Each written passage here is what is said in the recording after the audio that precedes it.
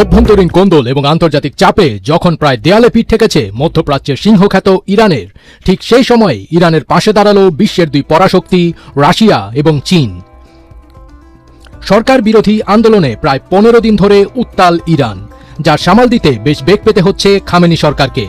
এর মধ্যে মার্কিন প্রেসিডেন্ট ডোনাল্ড ট্রাম্প ইরানে হামলার ইঙ্গিত দিয়েছে, যা ভালো চোখে দেখছে না ইরানের পুরনো বন্ধু রাশিয়া এবং চীন। We have always opposed interference in other countries' internal affairs, consistently advocated that the sovereignty and security of all nations should be fully protected by international law, and opposed the use of force or the threat of it in international relations matters. ইরানে চলমান বিক্ষোভে দেশটিতে যুক্তরাষ্ট্রের সামরিক অভিযানের বিরোধিতা করে তেহরানের পাশে থাকার প্রতিশ্রুতি দিয়েছে চীন।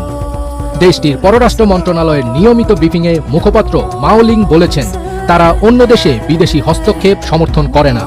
তিনি জোর দিয়ে বলেন, বেইজিং সবসময় অন্য দেশের অভ্যন্তরীণ বিষয়ে হস্তক্ষেপ প্রত্যাখ্যান করে আসছে। সেই সাথে সমস্ত জাতির সার্বভৌমত্ব এবং নিরাপত্তা আন্তর্জাতিক আইন দ্বারা সম্পূর্ণরূপে সুরক্ষিত হওয়া উচিত।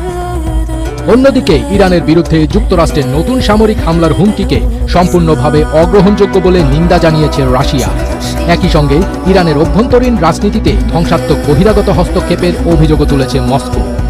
মঙ্গলবার 13 জানুয়ারি এক বিবৃতিতে রাশিয়ার পররাষ্ট্র মন্ত্রণালয় জানায়, ইরানের চলমান পরিস্থিতিকে অজুহাত হিসেবে ব্যবহার করে যারা আবারও দেশটির বিরুদ্ধে আগ্রাসনের পরিকল্পনা করছে, তাদের উচিত এর ভয়াবহ পরিণতি সম্পর্কে সচেতন থাকা।